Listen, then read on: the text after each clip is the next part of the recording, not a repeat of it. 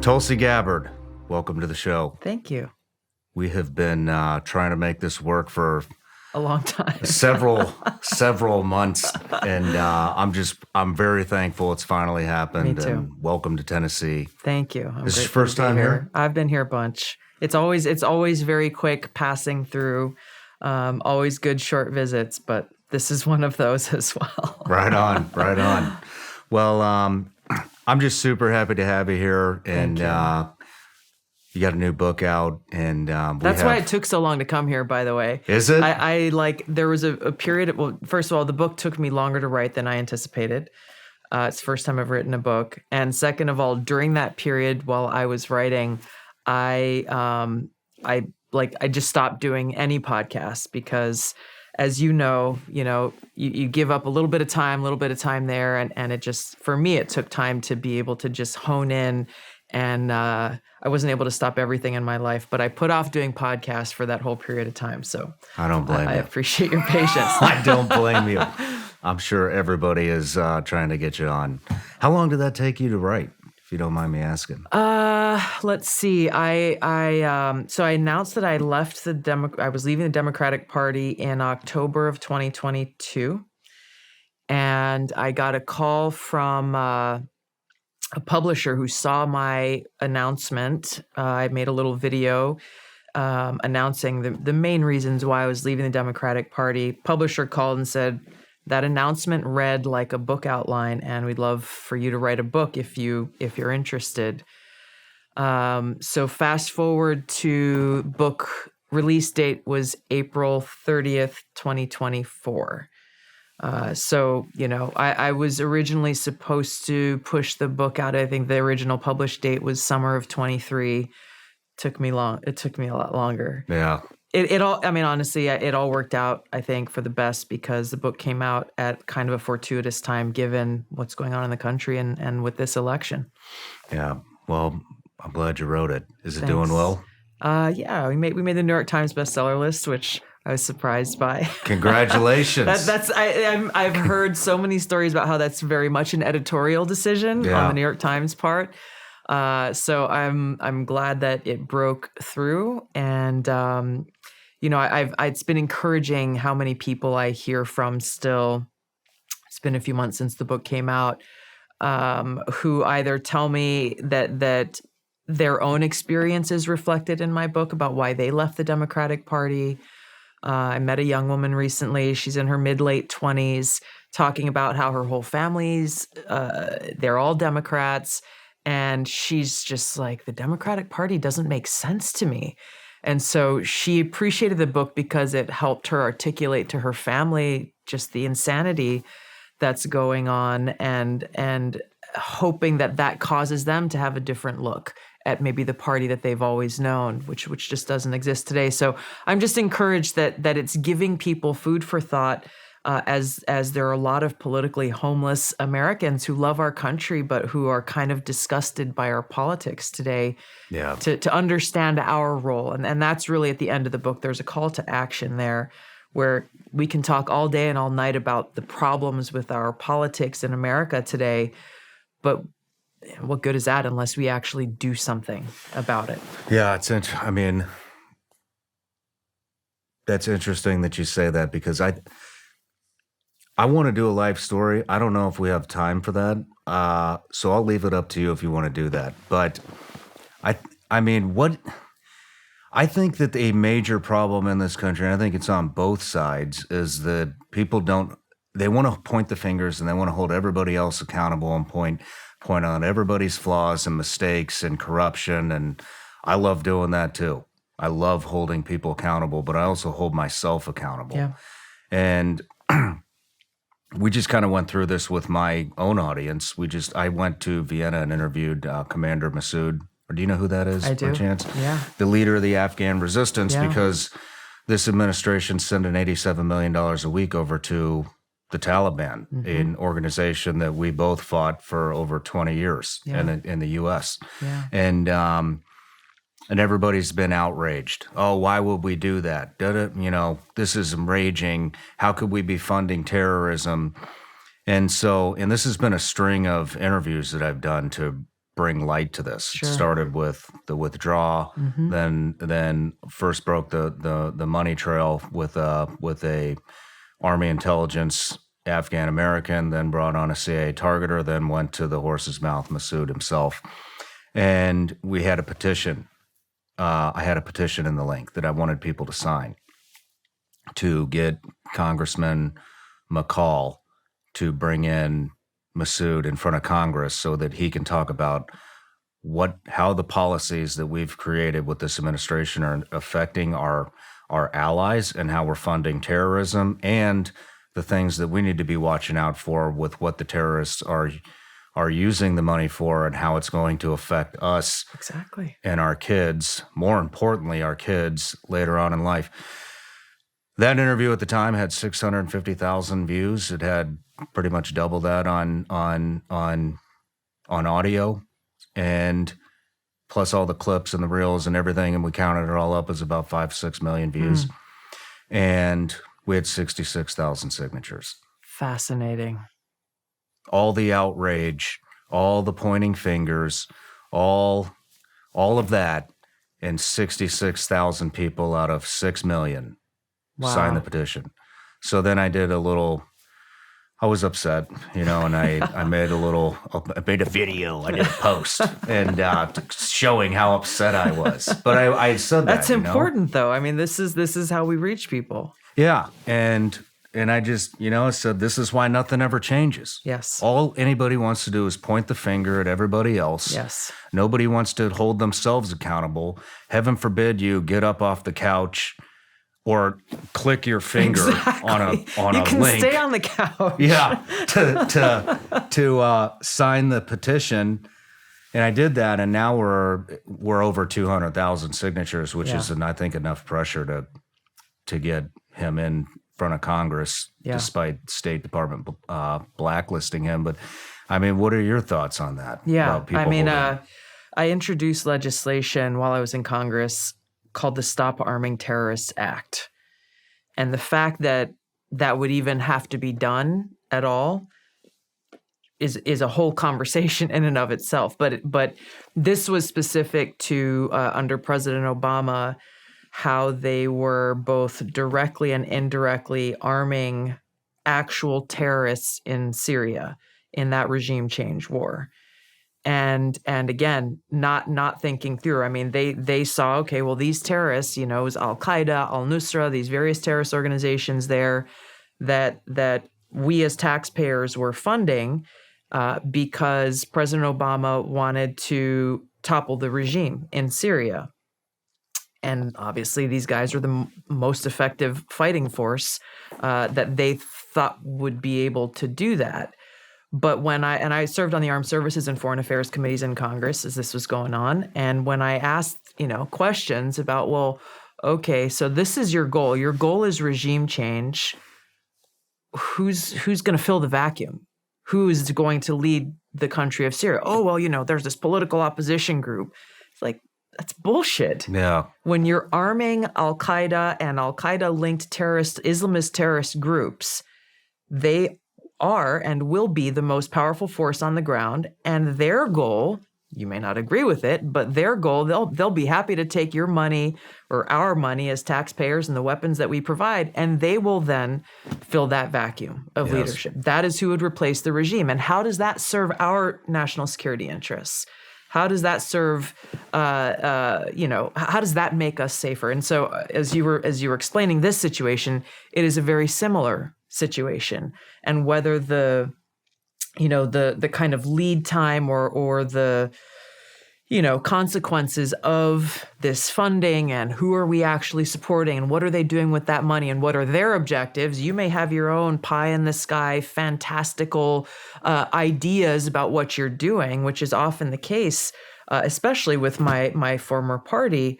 But it's not Democrats alone. There were Republicans who supported that under President Obama, as I'm sure there may be some now with this funding. They say, oh, well, this is what we are trying to achieve, but very often it is not at all rooted in reality and the world that we live in. And so It was kind of like a blast from the past as you were talking about how we are yet again arming terrorists to our own detriment as a nation. And I remember, first of all, I sent out a blast to every member of Congress, encouraging them to co-sponsor the Stop Arming Terrorists Act. And it was my version of what you went through with the petition. Man. Very few. And I don't remember the exact number. I think we got, I'd have to go back and look at the number, but I think we got like Rand Paul in the Senate to introduce it in the Senate. But a very small handful of members of Congress actually signed on to this legislation. Why do you think that is? Why?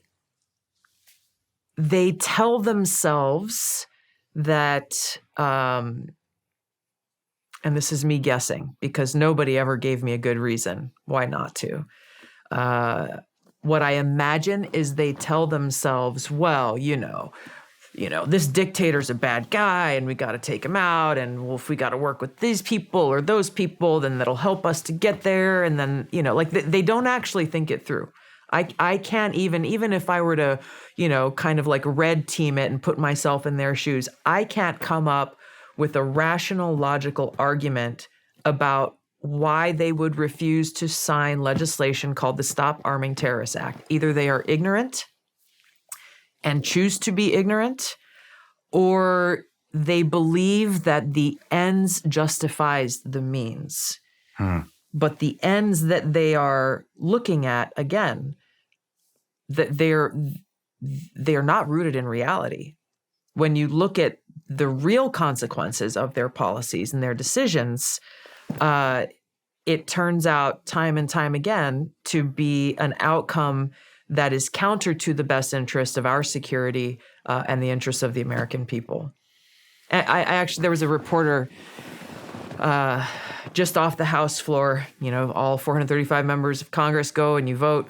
And the reporters, they'll huddle around the few exits that are there and try to catch people on their way in or out. And I remember this woman, I forget what outlet she was with, one of the main ones, and she was trying to justify that to me. She was saying, well, Congresswoman, don't you think that sometimes you have to work with people who you don't like in order to accomplish your objective? And I just remember looking at her, I'm saying, so you are justifying us providing money and weapons to the very exact same terrorist group that attacked us on 9/11? You think there's justification for that? And she's like, oh, well, I just, some people might say, blah, it's like, give me a break. They're cutting our heads off on national television. Yeah. This isn't like, come on, let's just work through some disagreements. Yeah. Like what? Yeah. What planet are they? Yeah, and it's not, okay, well, these guys are, the drug runners or, they're, they've got like running diamonds in the black market. I mean, these are not like hoodlums in the neighborhood that they're talking about here. Yeah. They just burnt a family alive 5 minutes ago in a cage. Jeez. This isn't a minor disagreement and trying to work through differences. No. But when it comes back to the bill, what was the bill? It's the Stop Arming Terrorists Act. Great name. Yeah. I'm all about the direct approach, man. Do you think that are they smart enough to even see an end game with it when you brought up that excuse? Are they smart enough to even see the end game?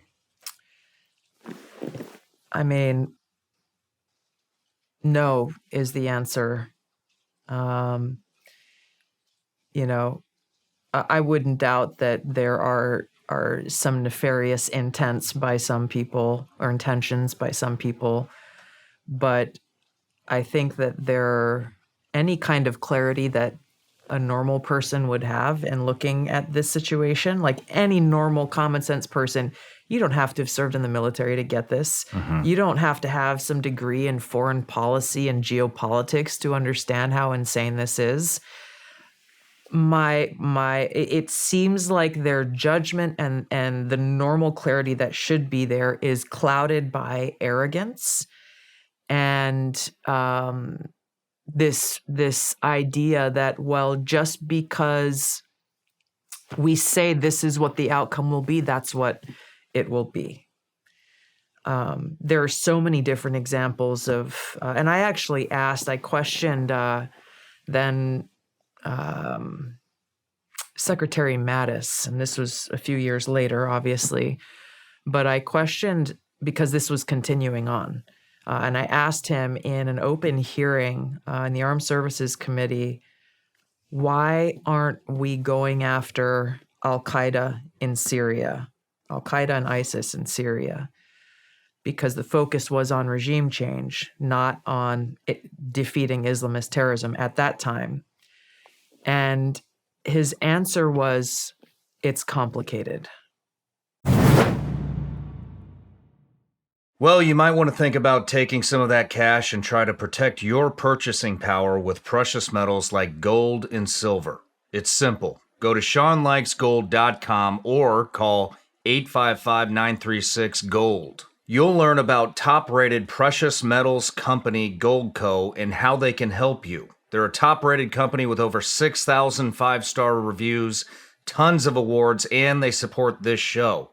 And for my listeners, you can get up to a 10% instant match and bonus silver on qualified orders. So if you're worried about your money losing value, or you just want to buy some precious metals that you can physically hold on to, something that's real and been around for thousands of years, Goldco can help.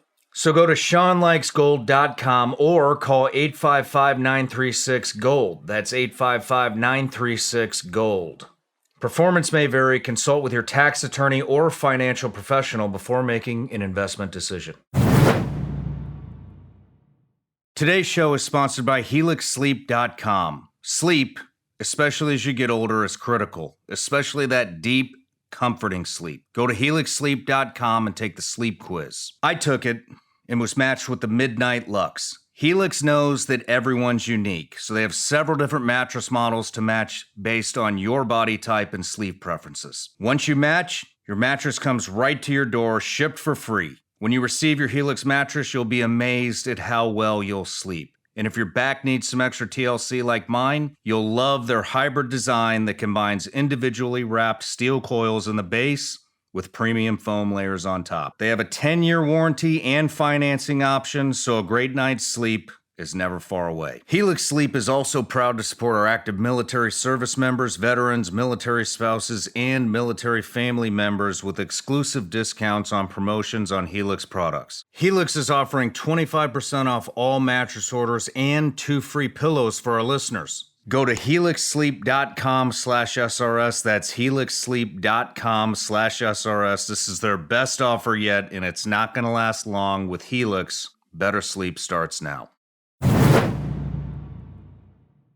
Join me and my special guest for the next behind-the-scenes experience, exclusively available on Vigilance Elite Patreon. The behind-the-scenes footage is raw and uncut. This is as close to the set as you can possibly get. You can expect anything from off-topic conversations, studio tours, the final moments before the interview starts, and everything in between. The behind-the-scenes content is constantly evolving and will continue to bring you more as we grow. You can gain access for just $15 a month exclusively at Vigilance Elite Patreon. Period. Wow. And this is what I see as a common affliction in so much of, you know, you can call it the deep state, permanent Washington, the national security state, people in the State Department, the Department of Defense.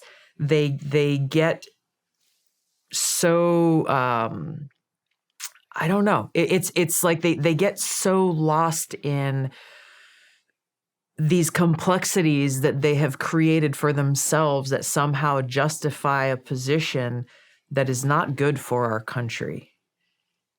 It's not complicated why we're not going after Al-Qaeda in Syria. It's not complicated. Yeah. There's a reason for it. Tell the American people what the reason is. Why are you not, we have our military there. Why are you not prioritizing them going after and defeating this Islamist terrorist group that attacked us on 9/11. And yes, they've changed Al-Qaeda, al-Nusra, Jabhat al-Sham, and all these different names that they've used. Same groups of people, same radical Islamist ideology that's fueling them.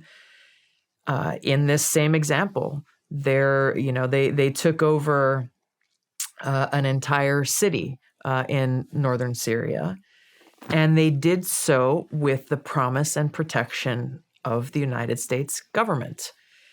The name of the leader of that arm of Islamist terrorist groups is still there. He is still ruling that city. I've talked with some of the Syrian Kurds last year. They are working in Washington, D.C., obviously still fighting for the lives of the Syrian Kurds who are under threat from Turkey every single day, but who have been our most reliable fighting force against ISIS. I think we could not have defeated ISIS without them. Yeah.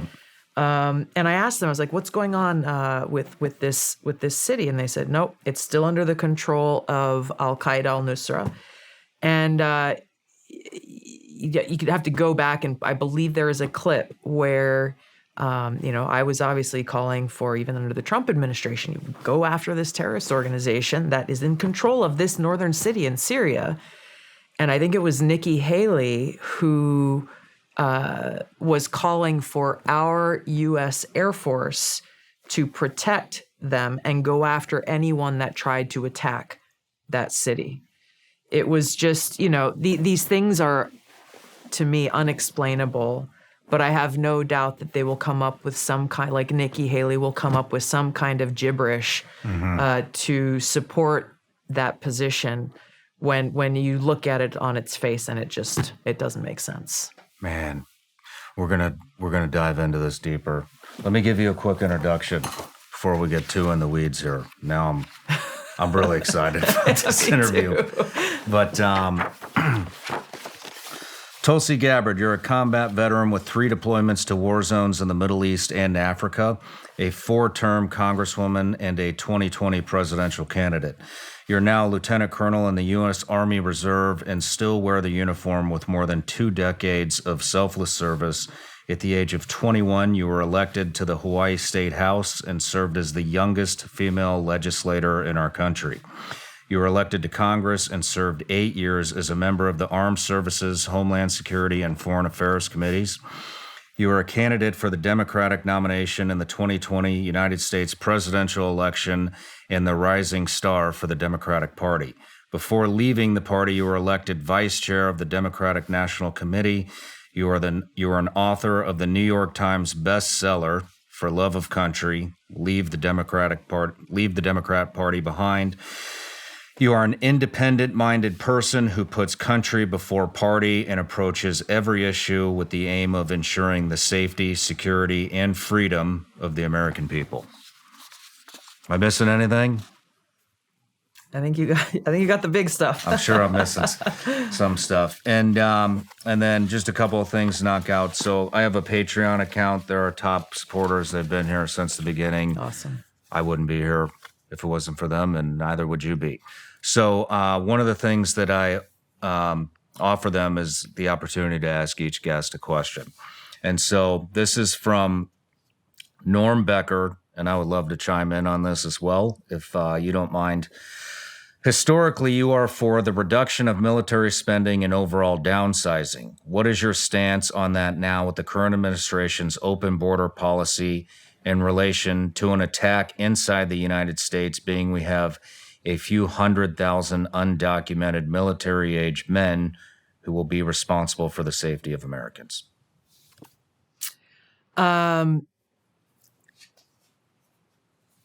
There's a few questions in there. There's a few things going on there.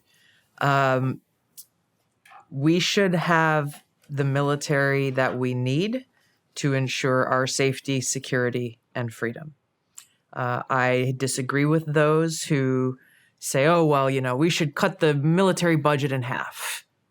That's an arbitrary statement. Why half? Why not 60%? Why not 20%? There should be an audit, which has not been done, of the Department of Defense, and an assessment of how are we spending our taxpayer dollars in the Department of Defense, and are those dollars being spent making us more safe, making our military as ready as they need to be to keep us safe, to defend our safety, security, and freedom. Anybody who says that the Department of Defense is not bloated and spending far more than they should hasn't been paying attention to what's going on in the Department of Defense. Their priorities have been, I get the congressional process and authorizations and budgets and everything else, but the fact that the Department of Defense has so far failed every single audit tells us about how irresponsible they have been in managing our taxpayer dollars and spending. I'll give you the most current example that I saw as of yesterday. It's a headline that popped up. The Department of Defense is announcing they're going to give economic hardship bonuses to troops. What does that mean? $20 a month. What? About $120 a year. Yes. And so I read the headline. I was like, oh, that's interesting. Economic hardship bonuses, because the economy has been tough, especially for junior enlisted service members. Food stamps, going to the food bank, trying to support a family, especially those who have young families. Okay, sounds like a good idea. $20 a month. Turns out Congress authorized an economic hardship bonus last year, and only now is the Pentagon getting around to making these payments and have said, well, this is all that we can afford, and it'll go to service members of the ranks of E1 to E3.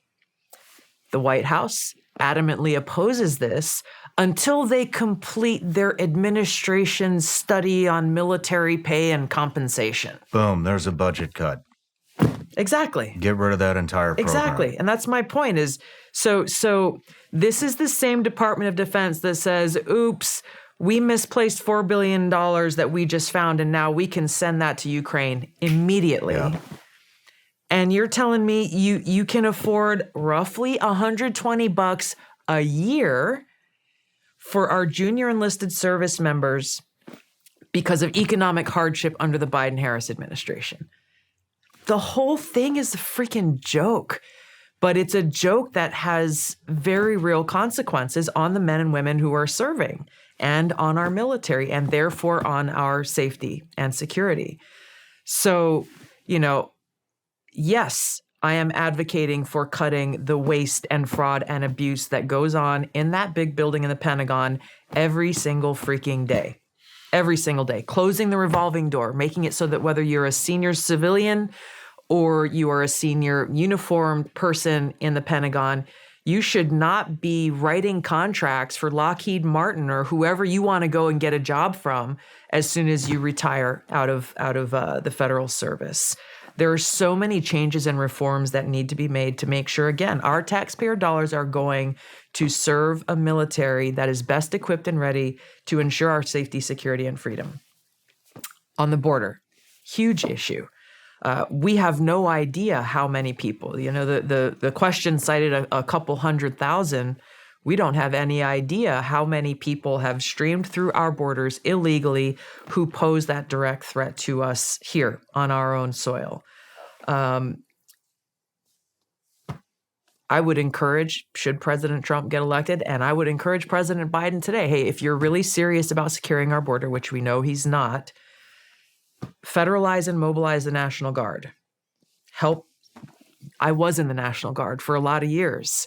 Our job is to support the homeland, whether it's during times of national disaster or crises or emergency. I would say this is a very serious national crisis, and the president has the authority to federalize the National Guard, to deploy them to go and actually help secure our border.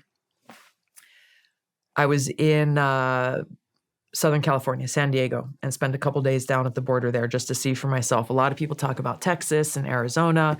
Very few people are paying attention to what's going on in San Diego, and went down there. What I saw was astounding to me because within a few minutes, we came upon these like little camps almost of illegal immigrants. More and more people walking up just as I was there.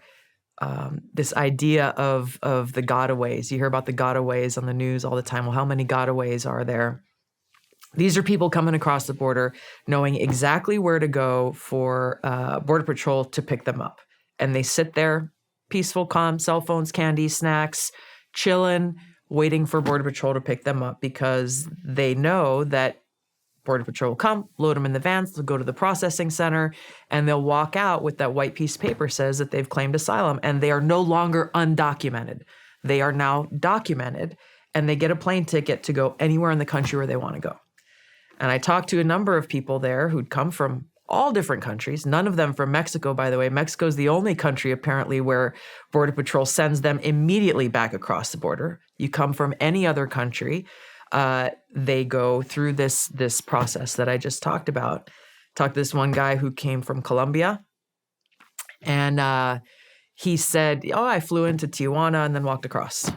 Took me, I don't know, a couple hours." And I asked him, like, "Have you been here before?" "Oh yeah, I've been here before." Interesting. He had no issue talking, by the way. He was very relaxed. And I said, "Oh, where are you headed?" So "I'm going to Utah." I said, "Really? What's in Utah?" He's like, "Oh, I got a woman there."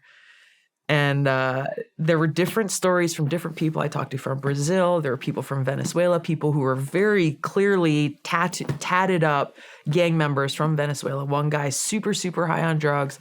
All of these people just waiting, Border Patrol to pick them up and essentially be this like Uber drivers to take them from illegally crossing the border, process them through. We followed the process through to the train station, to the airport. The whole thing. And then I talked to a guy who lived in that area for decades. And he said, "God, I really wish Texas would send their National Guard to help us out here." I said, "What about California? You got your own National Guard here." And he just shook his head and he's like, "Gavin Newsom will never send our National Guard to actually defend our borders." The solutions are there. It takes leadership that really cares about solving this problem with the sense of urgency that it requires to do so. Do you think that they are? Why are they so for the open border? Is it really for the vote? Is it so that they can? I mean, we've seen the massive migration of people out of California, Tennessee.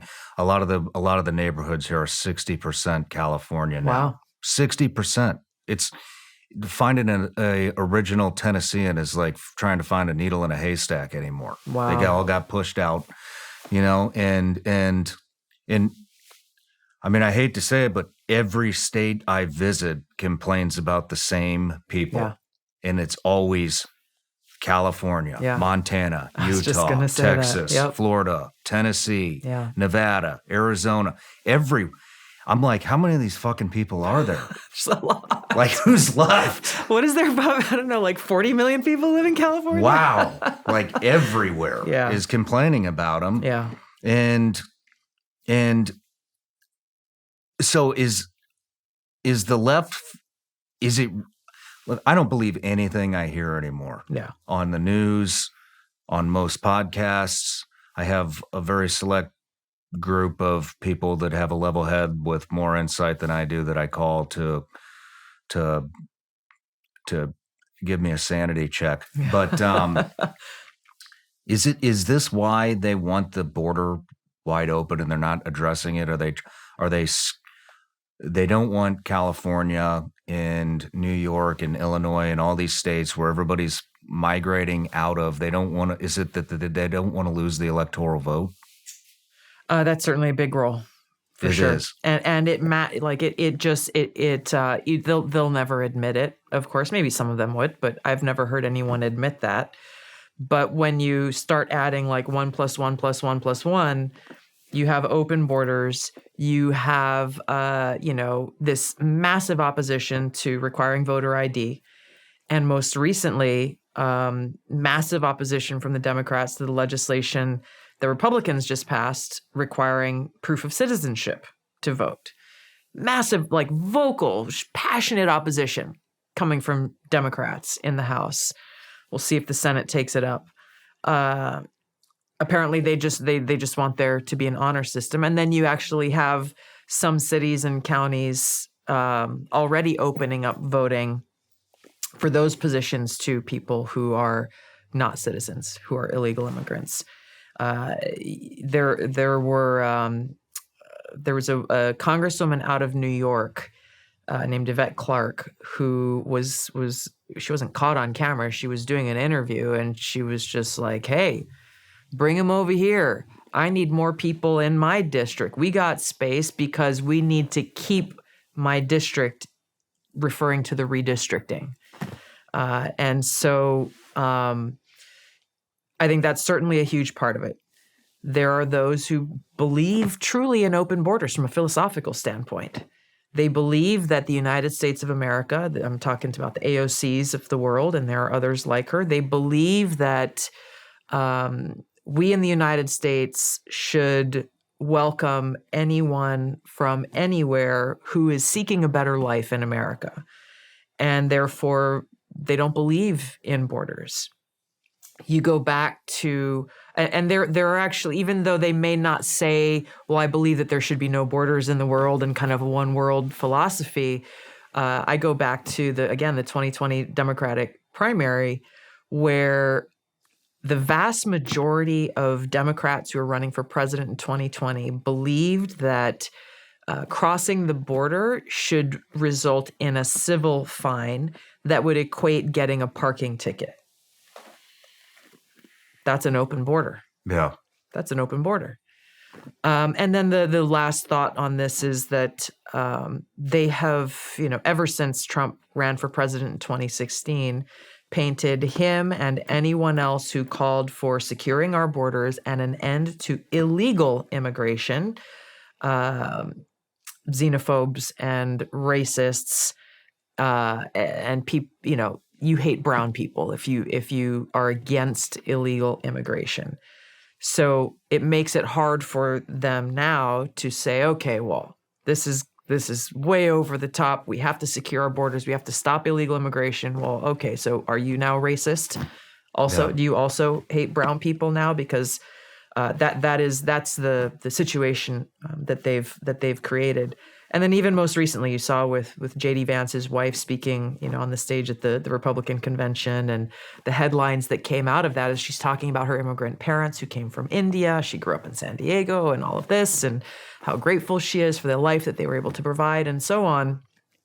The headlines were essentially, gosh, isn't she such a hypocrite, where she's speaking at a convention where they are calling for the deportation of illegal immigrants as she is telling the story of her immigrant family, which again just begs the question, like, do they just not understand the difference between legal and illegal immigration, the rule of law?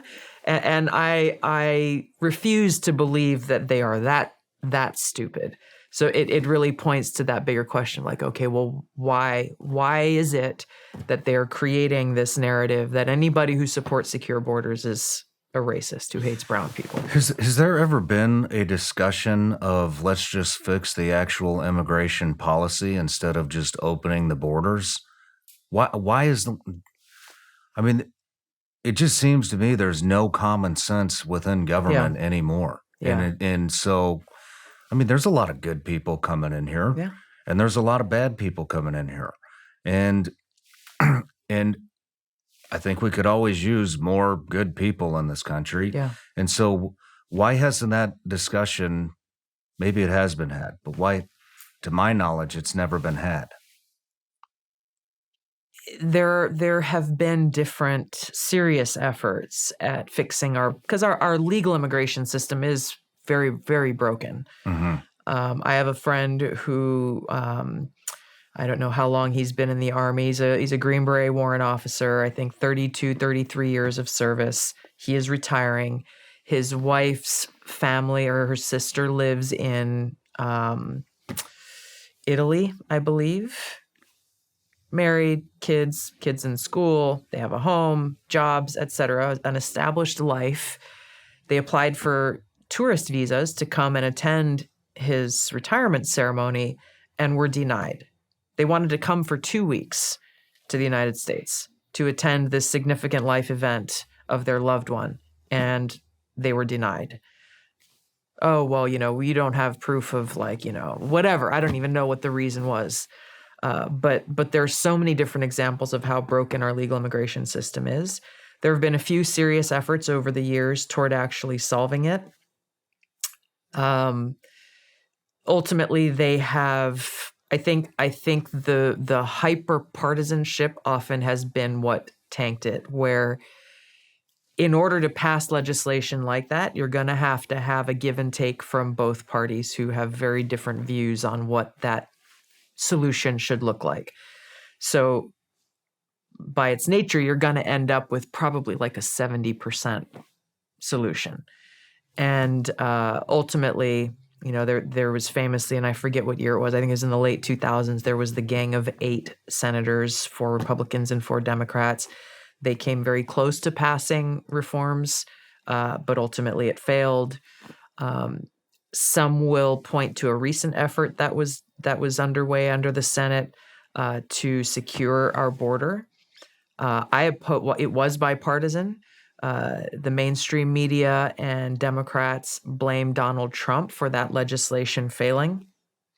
But that, to me, was I looked at it and there was no way that I could have supported that if I was in Congress then, because the bill's intent was to secure our border. That's what they sold it as. The problem is it institutionalized illegal immigration. It basically said, well, there were a lot of reasons wrong with it, but the crux of it was up to 5,000 illegal immigrants a day will be okay, will be acceptable. Anything beyond that, then we're going to shut down the borders. And in my mind, like, okay, well, let's go and look at the cartels who are the ones who are profiting off of our open borders. All that says to me is they'll look at all of their customers and say, okay, well, we got 5,000 through today. You got to wait till tomorrow. Mm-hmm. Mm-hmm. It institutionalizes it in our laws to say, well, we will accept illegal immigration up until this point. That is not a solution. So they were just talking about taking just any 5,000 people. Yeah, just bring them illegally crossing our border. Yeah, just come on. Not 5,000 people coming to our border and showing papers or applying for a work visa or any of these other things. It was up to 5,000 people illegally crossing our border. What ended up happening was President Biden passed signed an executive order that essentially did that same thing, which he is now touting as. And there has been a reduction of people illegally coming across our border since he did that, like 2 months ago. After 3 years of saying our border is secure, obviously an election year ploy. But once again, it doesn't actually solve the problem, just like the legislation didn't solve the problem. Yeah. Wow. Man, I'm frustrated. I'm really frustrated with what's going on. Me and most people. And this is,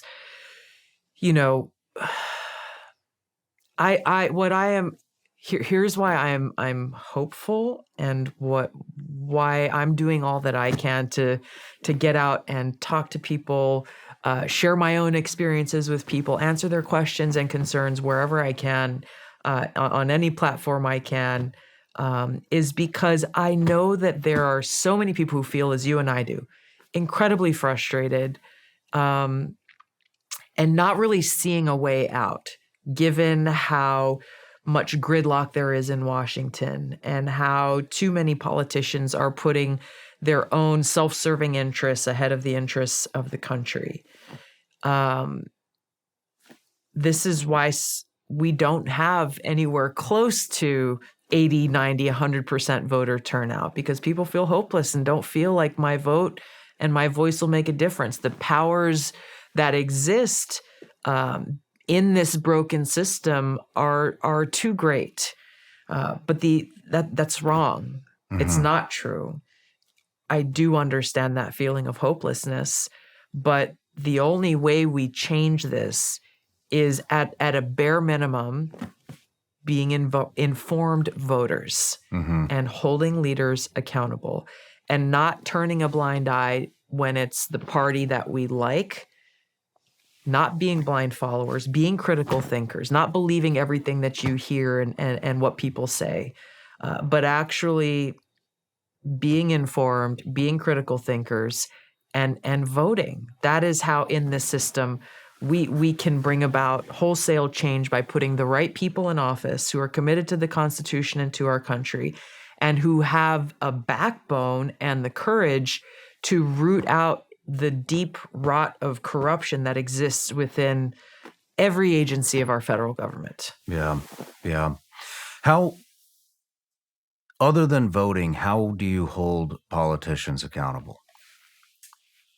I mean, what the thing that you did with the petition, I think that's a great idea, because it forces their hand in a very public way to try to do the right thing. I've seen in real time, I experienced in real time, people wonder, like, if I call my congressman, do they really care? If I send an email, if I put out a tweet, like, you feel like you're yelling into the darkness and no one is hearing you. And maybe if you're just one person doing it, that may be true. But if we all kind of throw in the towel, then we're giving up without a fight. I've experienced in real time, there was a bill that was coming to the House floor for a vote, and it had strong bipartisan support. I remember looking at the readout that I got and the assessment that I did before every single vote that came through. I had my staff put together, okay, here's why the Democrats are saying to vote for or against this bill. And here's why the Republicans are saying to vote for or against this bill. Then I could look at, oftentimes very different narratives, all talking about the same piece of legislation. But in this case, the recommendations were, hey, we need to vote for this legislation because it's going to do X, Y, or Z, and it's a good thing. And it had overwhelming support, close to 400. It was expected to pass with over 400 votes of support. In like the 4 to 6 hours prior to that vote taking place, there was a flood. It started trending on Twitter. It was still Twitter back then. And phone calls, phones were ringing off the hook. People were tweeting about why this legislation was not a good idea. And here were the potential unintended negative consequences that would come from this legislation.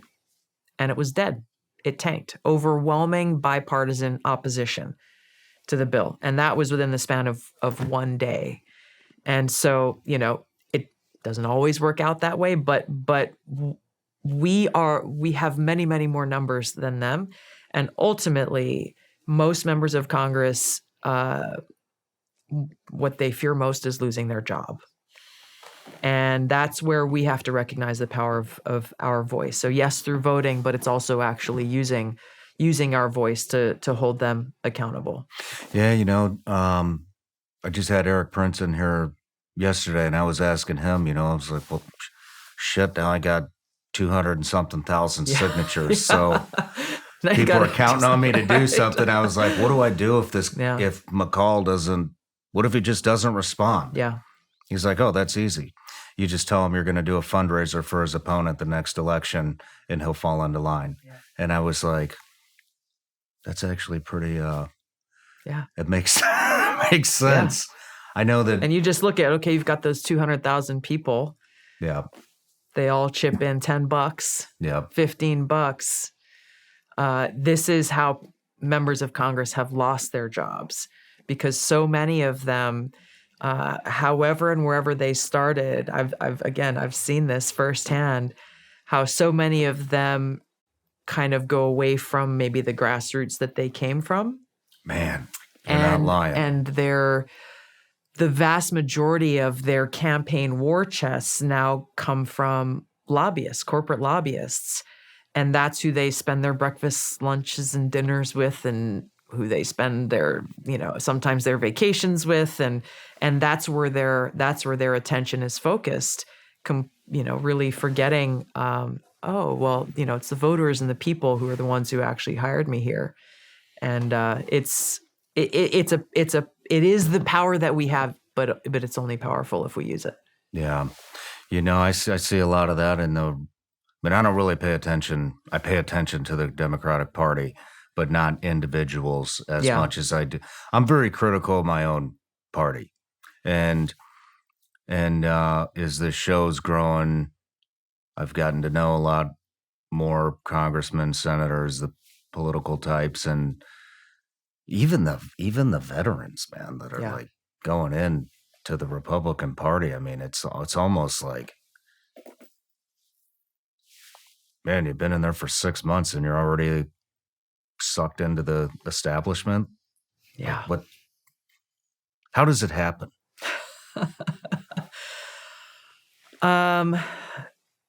Well, I can tell you how it didn't happen to me. Please share. 'Cause, well, first of all, when you have people who go in, some of them may think, well, if I just play the game, then I'll get to a place where I can actually make a difference. And that just continues and continues and continues on until, they become someone who is unrecognizable and their priorities shift. It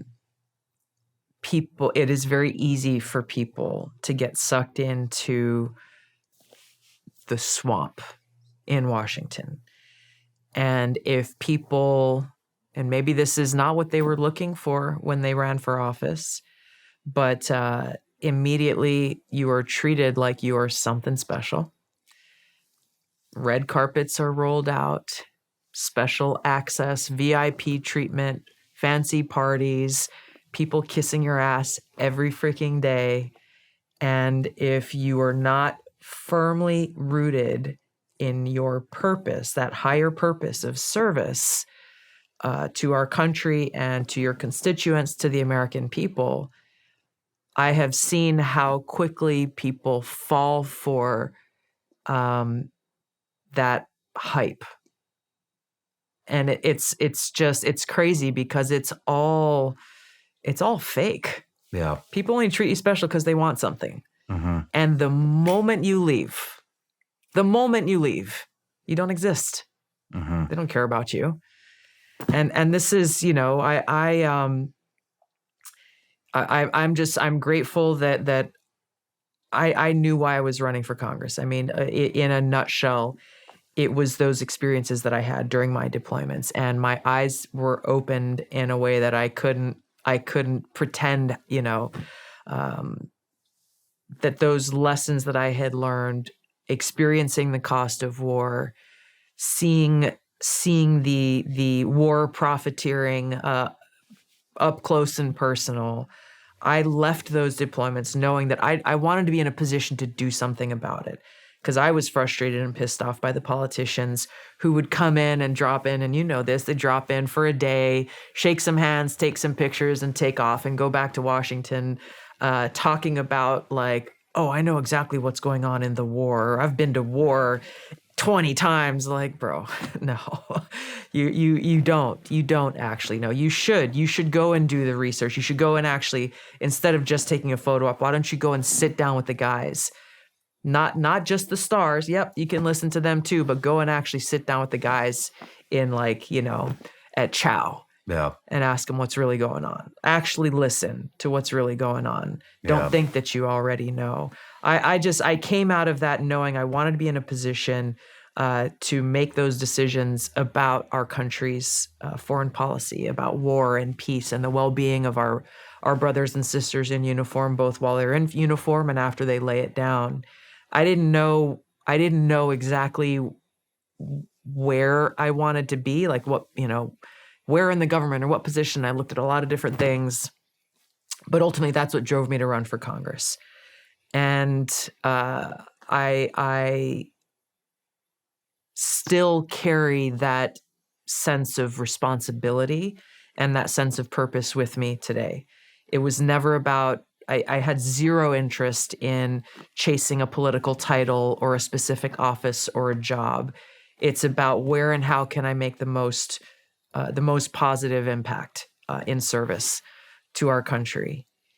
And so when I was elected to Congress, I was frankly shocked by all of this stuff being thrown at me. It was the Democratic Party, and they're like, I wasn't even sworn into office yet. I went to the Democratic convention. Nancy Pelosi invited me to speak during prime time about veterans. Said, yeah, of course, I'll take that opportunity. And I went there and there was like people on CNN saying, oh, look at her. She's a rising star of the Democratic Party. I wonder what famous actor is going to play her in a movie, and like all this stuff. And it was so surreal for me because I just, I had no idea what to expect. I certainly wasn't looking for any of this. And quite frankly, it made me uncomfortable. I had been sworn in for maybe 2-3 weeks when I got the call saying, do you want to be vice chair of the DNC? Like, what is a vice chair of the DNC? Like, what is the vice chair exactly. of the DNC? It sounds important. It does. It's I mean, I think there were 4 or 5 in the DNC, maybe a couple of more. I'm sure the Republican Party, maybe. I don't know actually if they have the same thing, but in theory, you are an officer of the Democratic National Party, and you have a leadership role in shaping the direction of that party. I said, yeah. I will go and, do my best to make a positive impact there. Vogue magazine called my office one day and said, well, we want to do a special profile on Tulsi Gabbard. And my press secretary came in and told me, I laughed, literally, like, you got to be joking. Like, I've been like buying my clothes from, what is it called? Ross's. Nice. Like, Vogue wants to talk about me. Yeah. I was like, first of all, like, this is a joke. If it's not a joke, I'm not wearing bathing, because they wanted to do it in Hawaii. I was like, I'm not wearing a bathing suit on the beach in a photo shoot. I'm not interested in any of that. Anyway, this stuff kept on happening. And I was grounded enough to recognize, like, I didn't come here looking for any of this. Like, this is just weird. The first reception that I went to, who hadn't been sworn in yet, they bring all the new members of Congress in a few weeks before you're sworn into office. They call it freshman orientation, and you get your phone and you get a laptop and you get your ID card, and you go through a lot of ethics briefings and policy briefings. Yes, they must be lacking on that nowadays. It exists, I promise. But I remember going to this reception that one of the leaders of the Democratic caucus was hosting. And I didn't know until I got there that it was a reception where, like, every lobbyist in town was invited to meet the new members of the Democratic caucus. And there were 50 in my group of just Democrats. And so I got there and I was looking around and went to go stand in line to get like a soda or whatever from the bar. And this guy who was in front of me, there's like 20 or 30 people in line. And this guy was in front of me. He's like, hey, how are you? What's your name? And I introduced myself, and he saw my name tag and it said Congresswoman-elect. And he's like, what are you doing in line? It's like, same thing you are. I'm waiting in line to get a drink. He's like, okay, let me tell you how this place works. You are now a member of Congress, and you will never stand in line in this town ever again, as long as you're in office. I remember that to this day because it really took me aback. And of course, I stood in line. I'm not going to, oh, well, thank you very much. Let me just go cut to the head of the line here. A few days later, I was running late for a meeting and went into the Capitol just on the street level, asked the Capitol police officer there. I was like, hey, this is where I'm trying to go. It's in the basement. Can you point me in the right direction, please? Because I don't know exactly where it is. And there's a woman. She said, yeah, sure, I'm going that way anyway. I'll walk you down. So I started talking to her as we were walking. And I told her, I was like, this has got to be kind of chaotic for you guys because you're manning the doors. You've got a whole bunch of us who are new here and trying to find our way around. And she's like, oh, no. We like you guys because you're still nice to us. And I said, what do you mean? I asked, I was like, what are you talking about? She said, mark my words. In about 6 months, maybe only half of you will still be nice to us. Never forgot that conversation. A few years later, where my office was, you end up seeing, you have the same Capitol Police guys who are stationed at that specific post. And so I often would stop by, talk to him, like, hey, how's it going? Whatever. I got to know him. So one night after votes, I was standing there inside the door, and somehow I forget what the conversation was, but I went back to this and I shared this story with them. And they looked at the door, they saw a member of Congress heading towards that door, and they were just like, stand behind the corner where you can't be seen, watch this. Member of Congress walked in, they said, hello, sir, how are you? Totally ignored. Guy just walked right by like they didn't even exist. And they looked at me and they're like, see? People who... It's infuriating. When I first started this whole podcasting thing, an online store was about as far from my mind as you can get.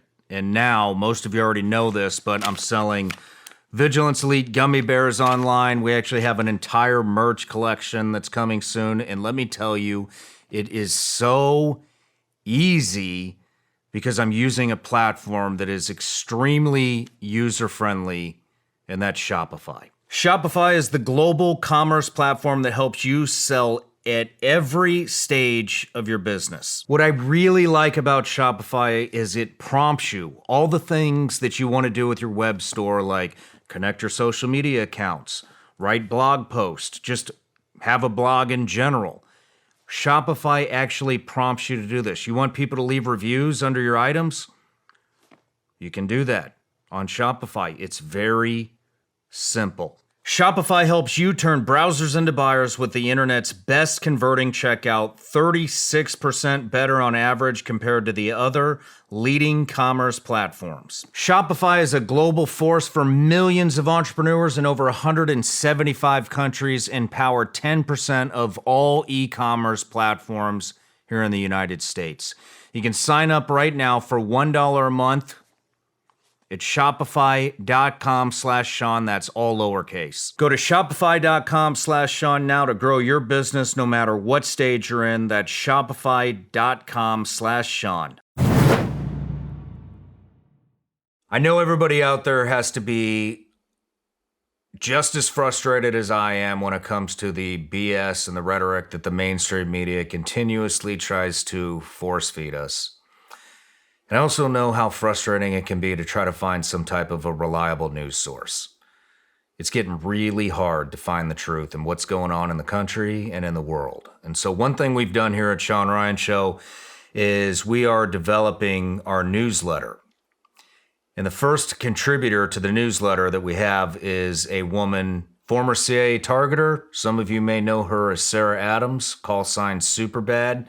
She's made 2 different appearances here on the Shawn Ryan Show, and some of the stuff that she has uncovered and broke on this show is just absolutely mind-blowing. And so I've asked her if she would contribute to the newsletter and give us a weekly intelligence brief. So it's going to be all things terrorists, how terrorists are coming up through the southern border, how they're entering the country, how they're traveling, what these different terrorist organizations throughout the world are up to. And here's the best part, the newsletter is actually free. We're not going to spam you. It's about 1 newsletter a week, maybe 2 if we release 2 shows. The only other thing that's going to be in there besides the intel brief is if we have a new product or something like that. But like I said, it's a free CIA intelligence brief. Sign up. Links in the description or in the comments. We'll see you in the newsletter. It is. And I'm going back to your original question of like, what happens to people when they start believing that, well, I mean, ultimately they forget why they are supposed to be there. That's really cuts to the heart of it. And whether they care about pleasing party leaders, or they care about being invited to fancy embassy parties, or they care about, pleasing their special interest corporate lobbyist donors, whatever the thing is, whatever the glittery object is that captures them, what's wrong is they forget their purpose for being there. And that purpose being to serve the people in our country and support and defend the Constitution. Man, that's infuriating. And I think that's where it's important to remember in so many ways that the people that you see on TV, politicians, people who are elected into office, it's no different than you and me. Yeah. None at all.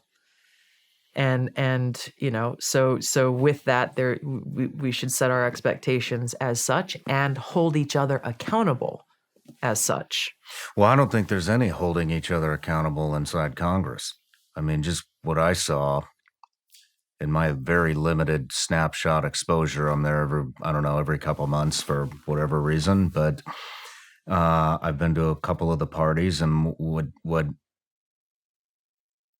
I noticed the arrogance immediately, and some people know who I am because of the heights that this podcast has been to, and then others, I'll get introduced, and it's, hey, this is Shawn, former Navy SEAL. They could give two shits.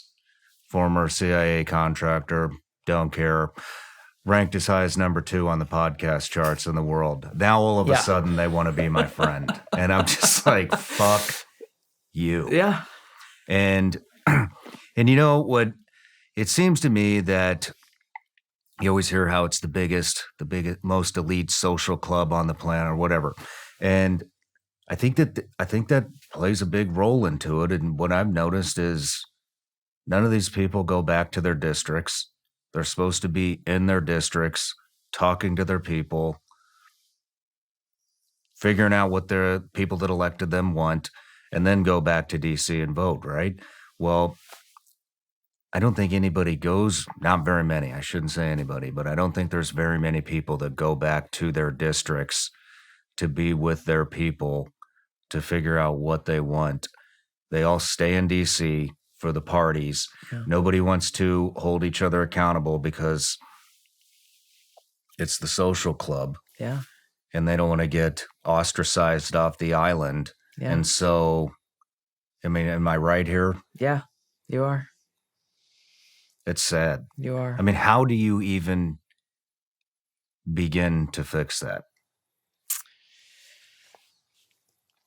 Exactly what we're talking about already. It is the system that's in place right now, and how many Americans have become, I don't want to say apathetic, because I don't believe that people don't care. Mm-hmm. I think people do care. And, even if it's about, people will say, well, I don't do politics. I don't pay attention to politics. But ultimately, you care about your family. Mm-hmm. You care about the place that you live, high cost of living, high interest rates, crime. I mean, there are basic things in our everyday lives. Is the trash getting picked up that people do care about?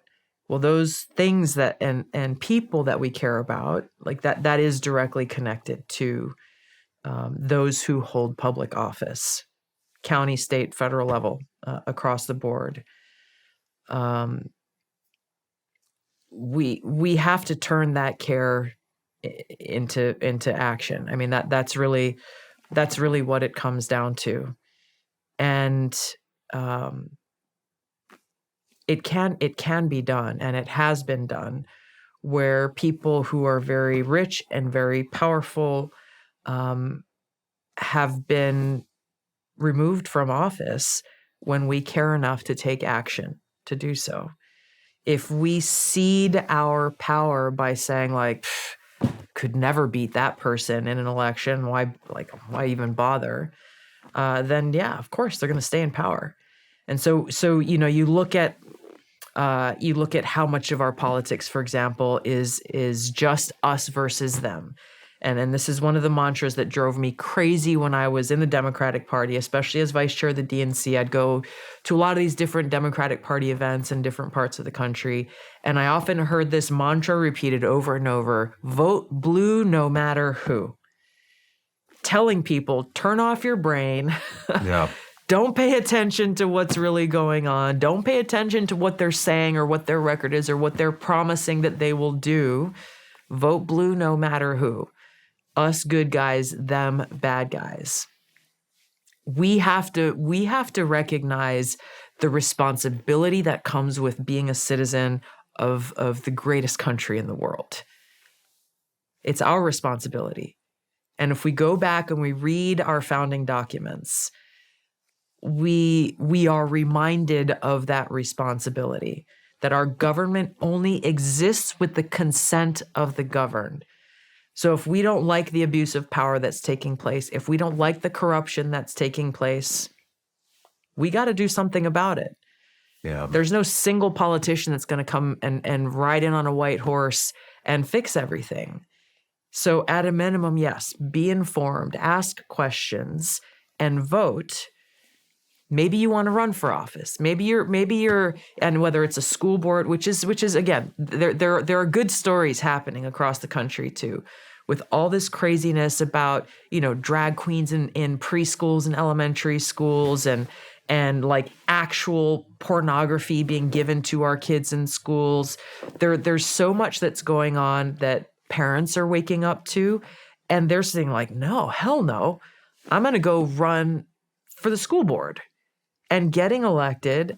And we're seeing a transformation happening in many of these different school boards in different parts of the country because people are just saying, no, like this is unacceptable. I got to do something about this. And so this is how change happens. And it is, yes, at the highest levels of power in our country, in the presidency, in the White House, in the United States Senate, the United States House. But it's also just as important at your city or county council, at your, board of education, in your state assembly or your state legislature. And I would say even at that level, you can make change with immediate effect and tangible impact. You look at California, for example, again, going back to California and the law that Gavin Newsom just signed into law, man. the bill that he just signed into law, taking away parents' rights in the most fundamental way to make it so that the state of California gets to make the decision to allow your child to undergo mutilation, irreversible mutilation surgery in the name of quote unquote gender affirming care. See, I think that is I think things like that are a big reason why people feel hopeless. Yeah. And it's not just how do we hold the politicians accountable. For somebody that doesn't believe that, like myself, who I'm conservative, and I have views on both sides of the aisle, but I will never, ever agree with the gender stuff with kids. No. I don't care, it doesn't matter what I believe, but I see that and it seems like the majority of people don't care. When I hear that, what just happened in California, it registers in my brain that every single person that voted blue is for that. It's not true. But it's how not can true. you vote? What is more sacred than the kids? Yeah. What is more sacred than I agree. than little kids? Yeah. And we have this MAPS shit going on. Yeah. Minor attracted persons I was talking about this a year pedophilia. ago. Exactly. And people are like, oh, you're a conspiracy theorist. It's like, no, the fuck I'm not. Yeah. Here it is, right here in front of you. And now it's spreading. It's way beyond just the West Coast. Yeah. And Vanderbilt University was doing it right here in Tennessee. And this is one of the reddest states there is. Yeah. And until they were exposed. So how could you what's more important than the kids? So here's why I said no, is kind of going back to how we started our conversation, is that I have heard from and seen, people who've been lifelong Democrats who, when they start learning about this, see it for the insanity that it is. And this is where there is hope. And this is where I encourage people who know about what's going on, reach out and talk to people in your life who you may know. And again, you have a huge platform here and you are doing it and reaching out to people who may not be informed otherwise and are getting informed through your podcast. People who don't have podcasts or don't have a public platform, I tell them, look through your phone. I guarantee you have at least 100 people in your phone. You might even have 1,000 people in your phone. Look at your Facebook friends if you're on social media. Look through there and call somebody who you think may not be informed, or call somebody maybe from high school or college or whatever that you've lost touch with and talk about what's going on, because they may not know. And even if they think they know, they may not actually know the truth, because again, when people are busy in their lives and they're just trying to raise their kids and go to work and survive and all of this, and I totally get it. And if all they hear is, and this is what the Democrat elite are doing, and this is what is so insidious about what they're doing, is they're saying, well, you don't care about children if you oppose gender-affirming care. That if you have a child who believes they're stuck in the wrong body and they may kill themselves, they may commit suicide unless they receive this gender-affirming care. This is how they present these issues and this legislation to people. And unless people are informed with the real facts and the truth, their compassion may say, oh, well, I don't want this. You heard Elon Musk talk about this the other day with his own son. And how, I don't want to put words in his mouth, but paraphrasing, how he was essentially tricked into this by being told that unless you do this and sign this piece of paper, you may lose your son to suicide.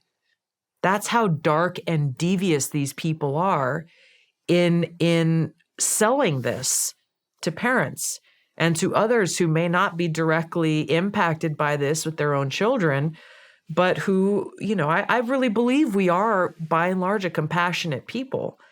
But they're being sold lies about how, in the name of gender-affirming care, they are destroying our kids. They are destroying our kids. And so it is a huge challenge, because it's not just, the universities and the doctors and the Democrat activists who are pushing this. They have the power of the mainstream propaganda media doing their work for them as well. You have, big tech and social media companies, some of them, not X, but some of them blocking certain narratives and using their algorithms to advance others. So yes, we are up against very, very powerful forces on these issues, but it is also why we must do our part to have the courage to speak the truth. Have the courage to speak the truth. It's understandable why you might be afraid, because you may have some person who's your coworker or your friend or whatever, maybe even a family member, who disagrees with you and who will criticize you for it. And maybe they might call you names. They might call you a transphobe. They might call you this or that, a racist, a sexist, all of these things. I've been called almost every name in the freaking book. But the only way we break through these insane woke policies that they are that are destroying our people and our society, the fabric of our country, is by every one of us having the courage to just speak the truth in the same way that, the old story goes with the child saying that the emperor has no clothes on, because that is the situation we are in. It is happening in broad daylight. Objective truth is so obvious, just in the examples we're talking about now. Pedophilia is pedophilia. Period. Full freaking stop. I don't care how you may want to couch it this is their sexual proclivity or whatever it is, nice little language that they may try to couch it in. As you said, if we're not willing to stand up for the most vulnerable among us and our children, what are we doing? I don't know. And kind of, I guess maybe an analogy would be, I feel like people standing up for the kids with the pedophilia and the gender affirming care. And yeah, guess what? Maybe your 8-year-old does want to be the opposite gender, but it's an 8-year-old. Exactly. He also wants to be a pilot, and he wants to be an astronaut. Exactly. And he wants to be a YouTuber or whatever, and I was like a tomboy of tomboys growing up. I had short hair, like wore like boys' shorts and t-shirts everywhere I went. I did martial arts and I went surfing, and I was a tomboy of all tomboys. And if I were growing up in our society today, I have zero doubt about the fact that I was homeschooled, so I wasn't like having to deal with public schools and all of that. But if I were growing up today, whether through public schools or social media, I guarantee you that push and that external push and pressure would have been like, oh, well, obviously you like to do the things that the boys are doing. Mm-hmm. And I thought well, all this, I don't want to play with dolls and, like, I'm not interested in any of that stuff. They would have told me, well, you're obviously stuck in the wrong body. Like, let us help you feel more at home, like whatever the nonsense and the bullshit that they're seeding into our kids' minds. And I still like martial arts. I still like surfing. But you go through these different phases of life, especially as a kid growing up. And these things are the things they are doing are causing irreversible damage. I think it would feel very similar to the Israelis. You got a little small dot in the middle of the Middle East, and everybody around that small dot is united because they want to end them. Yeah. And that's kind of how I feel as somebody who conservative views resonate with, is all of the mainstream media, except one or two channels, one or two organizations are right-leaning. All of the social media platforms, with the exception of one, and that's new. Yeah. X is all blue. Yeah. And that's all that gets covered. And then back to kind of my question on, I feel like everybody that votes blue is for this, and I think that comes maybe from the top down too. Maybe I'm wrong, but I personally have not seen one Democrat stand up for kids when it comes to this MAPS stuff. Yeah. I haven't seen one Democrat stand up against the gender affirming surgeries and puberty blockers. I've not seen anybody.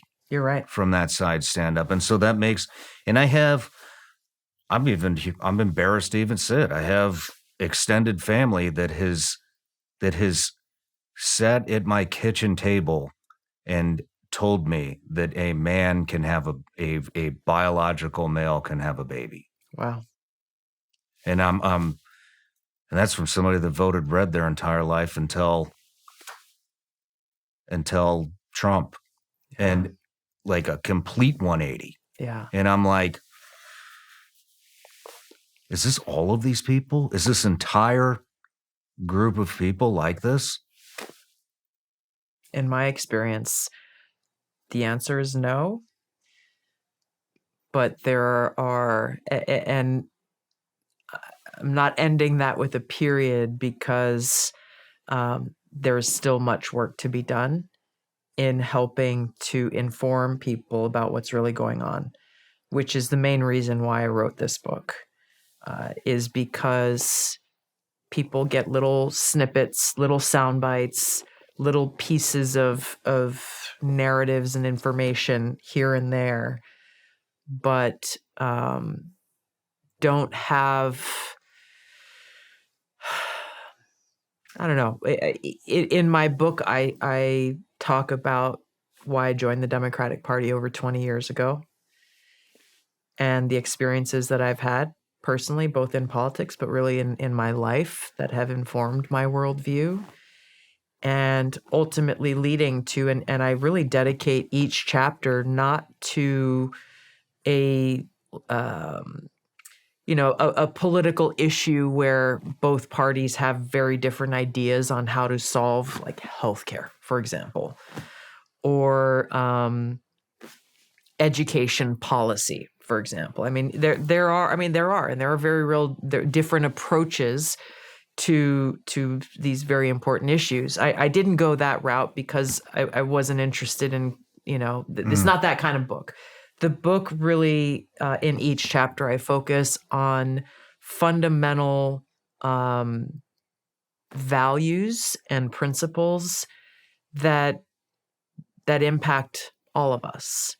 I dedicate a chapter to God and share my own, the most central and important role that my personal relationship with God has in my life, and how today's Democrat Party is doing everything that they can to try to erase God from every facet of our public life, and going after and targeting people of faith and spirituality, which directly defies our First Amendment and our freedom of religion. I'm not saying, you should believe what I believe or casting judgment on anyone. It's not that. It's about the Constitution and recognizing that our government should not be weaponized against people of faith and spirituality. And that freedom of religion does not mean that God does not exist in our public life at all. It means I get to express my love for God, my faith in God in the way that I choose, whether it be in private or in public at the time of my choosing. And another person who is an atheist also has the freedom to express their views and their belief system. I dedicate a chapter, obviously, to the topic of war. It's very personal. I dedicate a chapter to family, the fabric of foundational fabric of civilization. And in each of these I dedicate a chapter to identity politics and how the Democrat Party is racializing everything and trying to tear us apart. Dedicate a chapter to free speech. These are fundamental principles that are grounded and rooted in our Constitution, and they're not issues per se, but they are factors that impact every one of us. I don't care what your political party is. My experience is being outlined, and I am encouraging people to leave the Democrat Party behind because that's the party that I was part of for over 20 years. But the things that I'm bringing up are things that we should all be concerned about, and that should drive us, if we care, to actually want to take action. Where do you think, you just brought a whole list of topics that are very important to me as well. Yeah. And so you brought up kind of in different words, but destroying the families. We've been talking about kids. We've been talking about gender. Where are these? You're talking about taking God out of everything. Yeah. Where are these agendas stemming from? Because I don't. A lot of Democrats in my family growing up, not my immediate family, and none of them were like this. Yeah. And so, same. Where is this? All these ridiculous agendas, where do they stem from? At its core, it comes from people who ultimately want to be God. They want to be the ultimate master. They want to be the ultimate creator. They want to be the controller of all that they survey. Mm-hmm. And so when you look at, for example, people who have faith in God, well, if you have faith in God, that means you are not going to be open to having faith in them or their power or the government. And so therefore, they view this as a competition, that they have to compete for our faith and our allegiance and our loyalty. And that if we believe in an authority and higher power that is more powerful than the government, then that takes away what they view as their oxygen. Wow. How many of these people are there?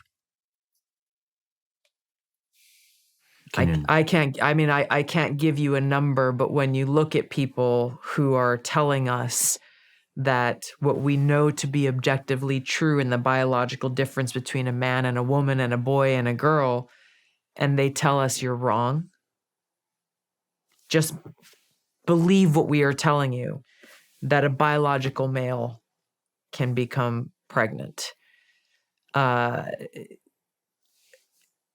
Whether they realize, there are definitely politicians out there who are just parroting the talking points because they're lazy and they're just trying to go along to get along, and they're just trying to keep their job, and they care more about keeping the job than actually speaking the truth. And it's what we talked about. You don't want to be ostracized in Washington. You don't want to be cast out. They see what happens to people like me and what the Democratic Party did to me, even as I was in Congress and I was running for president on the Democratic ticket. They have done for years all that they could to destroy me. And I had, even when I was in Congress there towards the end, I was going to work with a Democrat colleague on a piece of legislation or an issue that we had agreed on for years and we had worked together on previously. And that member's staff told my staff, no, we're not going to work with you guys on this because we don't want our boss to be infected with your boss's toxicity. Are you serious? I'm dead serious. It's a true story. And so they look at people like me, even people who may agree on some of these things that we're talking about, that just, again, it's common sense. It's common sense. They are terrified. So we said not a single Democrat in the House or Senate has stood up for the well-being of kids in this issue of gender-affirming care.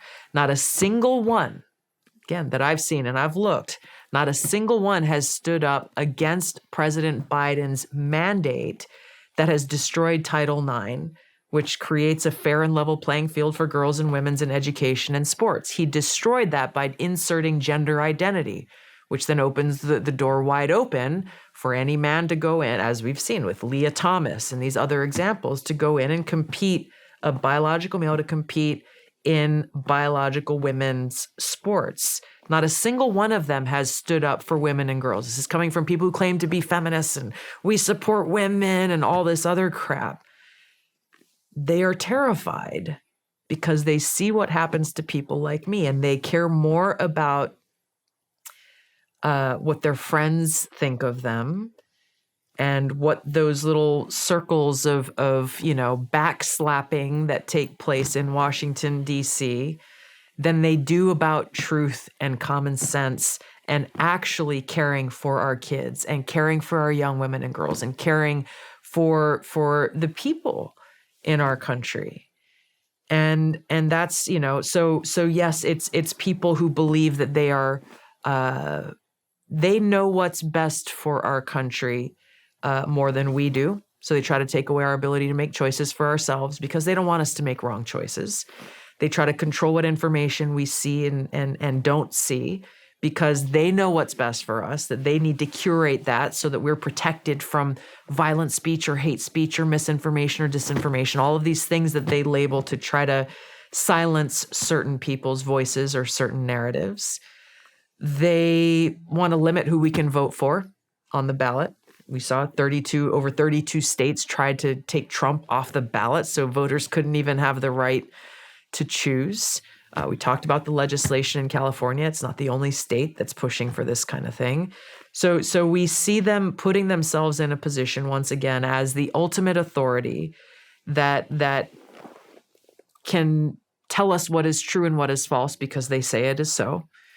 That is more powerful and knows better than what our founders laid out for us in the Constitution.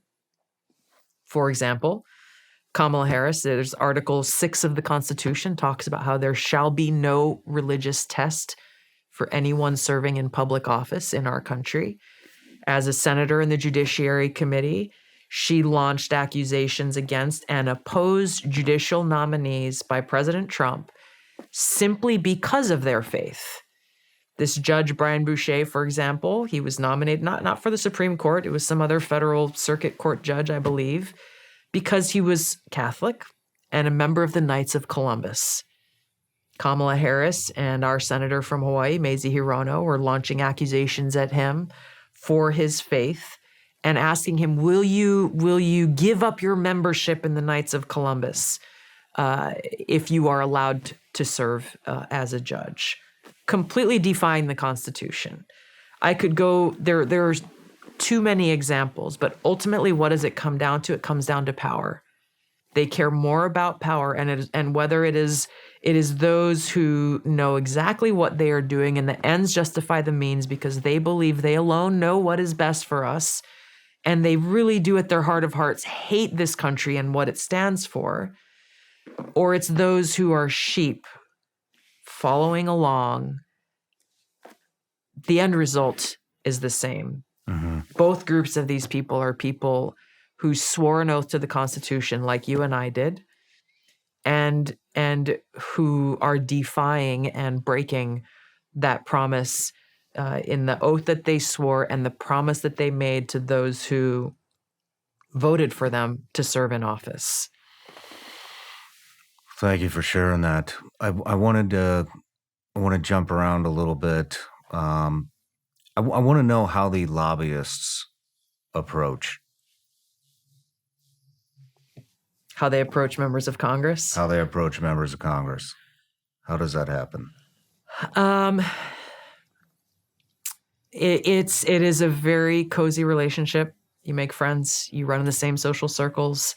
There are lobbyists. There are retreats that either members of Congress or political parties host, and lobbyists are very much a part of that. I'm sure that in some cases I know for sure in some cases they make direct threats that if you vote a certain way, there was someone I knew in Congress that was going to run an ad in their political campaign that was calling for negotiating lower prescription drug prices for Medicare to help seniors who couldn't afford it, and a couple other, again, common sense reforms that would actually help people and perhaps I wouldn't even say hurt big pharma because they make so much money, but it might reduce a little bit of the profits that they make. And the industry and the lobbyists for the industry said, if you run that ad, we're going to pull the $5-10 million that we had set aside to run ads supporting your candidacy. They pulled the ad. And so you have the direct threat approach of pulling back of monetary support, and then you just have lobbyists who build up that friendship, and obviously they're funding these people's campaigns, and just be like, hey, bro, here's what I need you to do. This is what my boss is asking for. This is why it's important. I know this probably isn't a big issue for your district, so this is an easy one. Why don't you just vote this way? Yeah. What about, is there any direct money? You see all these people, show up in Congress, the Senate, the cabinet, whatever, and, not wealthy. Yeah. And then, let's fast forward a couple years and they got Steve Aoki DJing their 40th birthday party. How does that happen? I don't have firsthand experience in this. I have often questioned the same thing. I know a big factor is the insider trading that goes on in Congress. And again, some people will say, well, like, hey, I didn't know anything about this. I'm just making investments for my family, or my wife or my husband is making investments. I don't know anything about what's going on. Maybe they're being honest, maybe they're not. But the reality is you're in a position where you're making decisions either in committee or on the House floor that influence our markets, that influence the outcomes of certain industries, either causing some to tank or others to skyrocket. And the mere perception of insider trading shouldn't exist. This is legislation, again, I introduced in Congress years ago. No member of Congress should be allowed to do any trading of any stocks. Neither should their spouse, neither should their senior staff, period. These are the people who have access to proprietary private information that's not open to everybody in the public, or certainly before it becomes public. And the possibility of the abuse of power in trading on that information should not exist. It's interesting because as we're seeing, there are some members of Congress who share my view on that, but who are continuing to trade stocks themselves. The Senate just passed, I think, out of committee, its first step, legislation that would reflect similar to mine. I think they're banning members and their spouses. We'll see where it goes in the Senate. We've heard a lot of talk coming from leaders from both parties, but no action has been taken. That to me is the most obvious way that people are going from being elected and having no money, and you make $160,000 a year or whatever the salary is now, to literally becoming multimillionaires. That is the most obvious way. If there are kind of stringent requirements of financial reporting that every member has to do, certainly at least once a year, more often if you are actively trading in stocks. But I think it would be a little hard, not impossible, but a little hard if somebody's just coming and bringing you a sack of cash. Okay. I'm just curious. It's not to say that, like, I don't know. This is not a real life example, but, I don't know. Could a lobbyist go and pay the tuition for your kid to go to a fancy private school? Makes sense. Maybe. Makes sense. What you had mentioned earlier about people lose sight of why they ran for Congress, and they lose sight of it. What was, at age 21? Yeah. What was I thinking? That's pretty young to be thinking about politics. Yeah. Very young. And so I'm just curious, what was it at age 21 that we were just that much more mature than everyone around you? Or I wasn't thinking about this stuff at 21, but yeah, it's impressive. It's extremely impressive. A few things. At a really young age, I experienced two very formative things. One was, and the most important, was that I felt that I was happiest when I was doing things for other people and trying to be of service. And, whether it was like, our family used to go and like make a bunch of plates and feed homeless people in the park every Sunday. I grew up around the ocean and learned how to, the first time I learned how to swim was in Ala Moana Beach and on the island of Oahu. And so me and my friends would go and we'd pick up trash off the beach on the weekends. Something as simple or little as like help pushing someone else into a wave in the surf and just watching the joy on their face. It made me happy when I could do things for other people. And I knew from a relatively young age that I wanted to do that with my life, to be of service to God and to be of service to others. I didn't know, not once did the thought of politics cross my mind. I am the fourth of 5 kids, and by far of the 5 kids in our family, an introvert and shy. Using the word shy puts it mildly. My younger, I just was like, I don't want to talk to strangers. Answering the phone at our house was like, no, I don't know who's going to be on the other line. I don't want to talk to them. My sister, total extrovert, younger sister. I would make her, like mom says, hey, need you guys go to the grocery store and pick up some, milk or whatever. And I would just make her go talk to the clerk. I just was like, I had my friends and I'm good. And so the idea of, I hated cameras. My dad with his little home movie camera. I literally ran away from the camera at every chance I got. And so the idea of giving a speech or going on TV or any of that stuff, it literally never crossed my mind.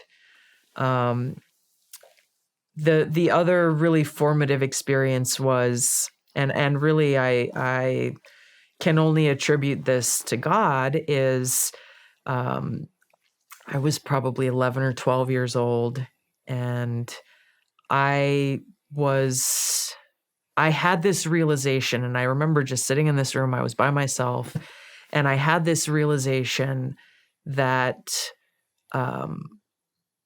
life is very short. And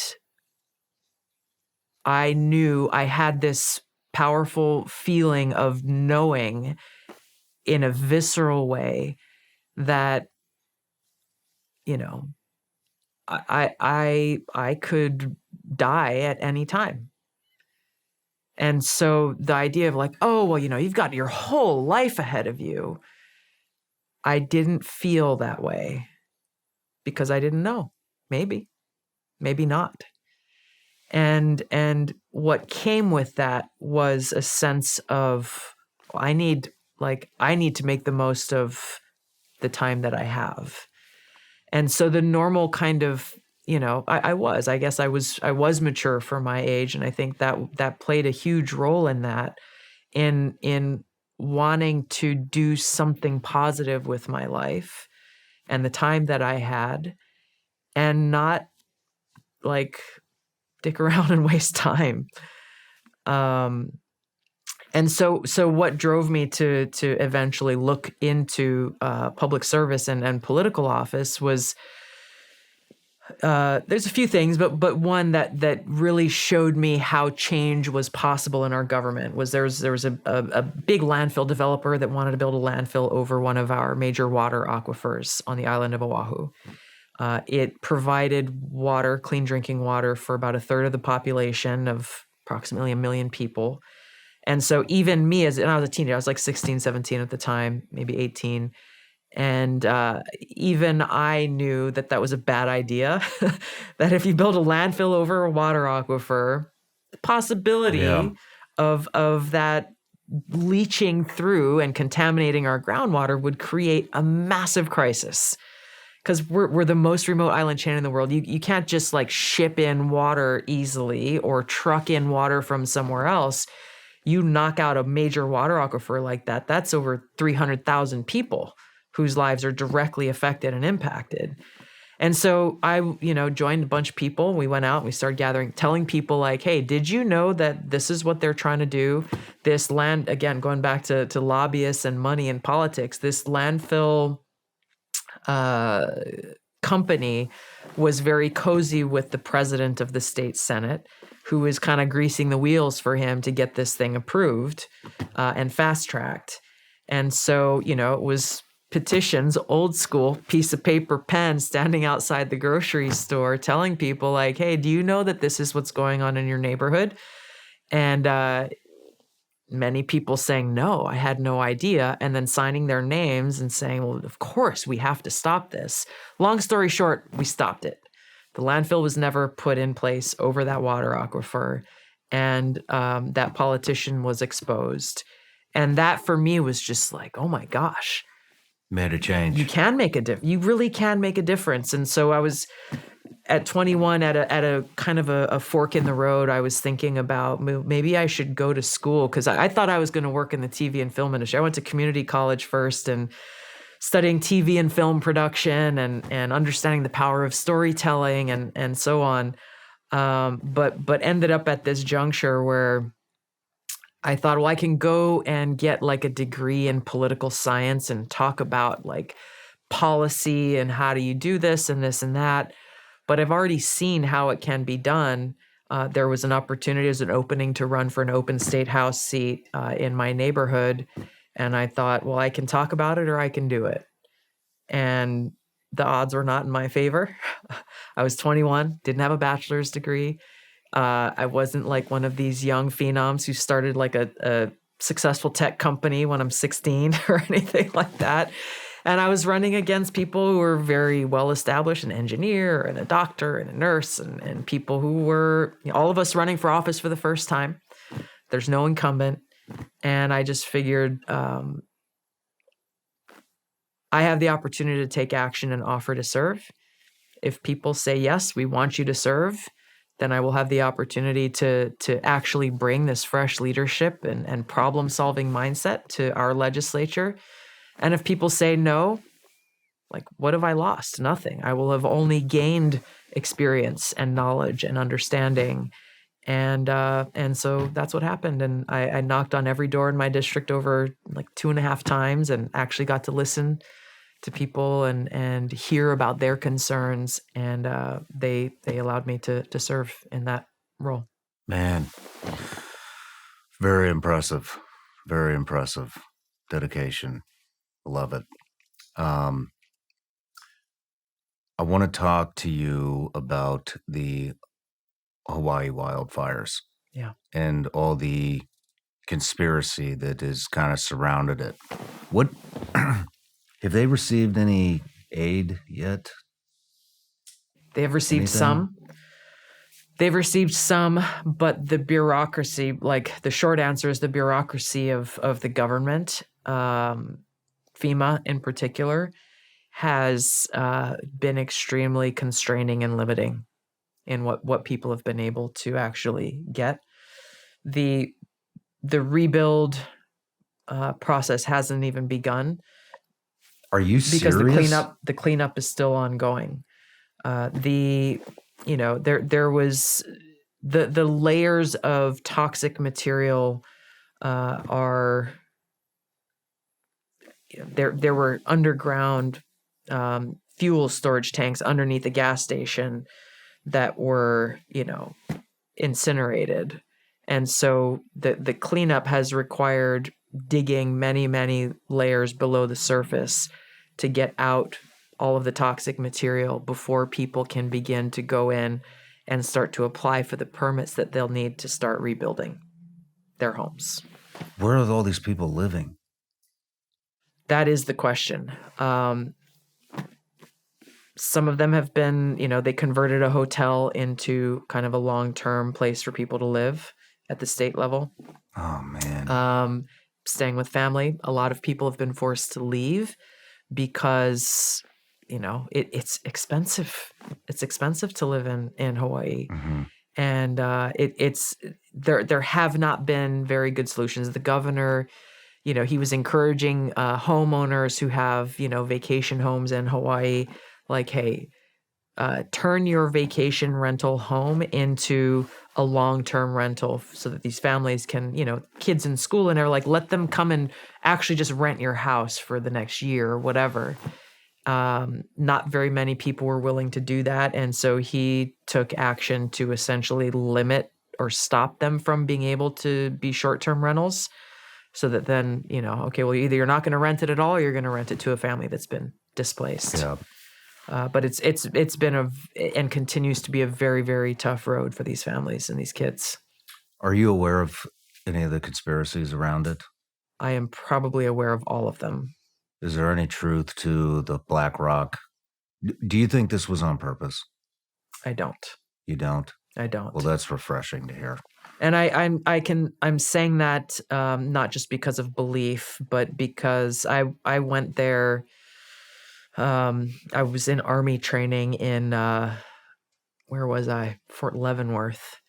And when this happened, and thankfully I was able to take leave and get back to Maui as quickly as possible. I think it was the second or third day after the fires. And so I went obviously directly out to West Maui to go and talk to people. This was a community that was in my district when I was in Congress for 8 years. And I wanted to know what happened. And speaking to, the firefighters, the people who were there, community leaders, the convergence of events that resulted in, winds changing direction, funneling through the valley. This side of the island is very, very dry. It didn't used to be that way. There's a whole long story we don't have time for right now about how the water was diverted away from a side of the island that used to be very lush. and diverted away at like the top of the mountain to irrigate the plantation fields on a different side of the island. And so land that used to be very lush is now very, very, very dry. Every single summer, there are brush fires that break out. Firefighters are very busy often. They're able to put them out in time, but the convergence of the brush fires with these hurricane speed winds funneling through the valley essentially turned this situation into what they described as a horizontal blowtorch that then went directly across that side of the island and within minutes razing everything that was in its path. Is it true that only the blue roofs survived? No. I didn't think so. Has Oprah or The Rock or any of these other extremely wealthy people done anything to help the people that have been displaced? I haven't been following it too closely. I saw the video they put out about how they donated $10 million and then they were asking everybody else to give money. Okay. I'll just let that speak for itself. Yeah. As far as your political career is concerned, where are you headed? Let me first just say that I've never thought of politics as a career, period. My constant assessment and reflection for myself in my life is where and how can I best be of service. We talked about how I was elected to the state legislature. I was campaigning for re-election after my first term, which was 2 years, when I was in the National Guard, enlisted because of 9/11, like a lot of people.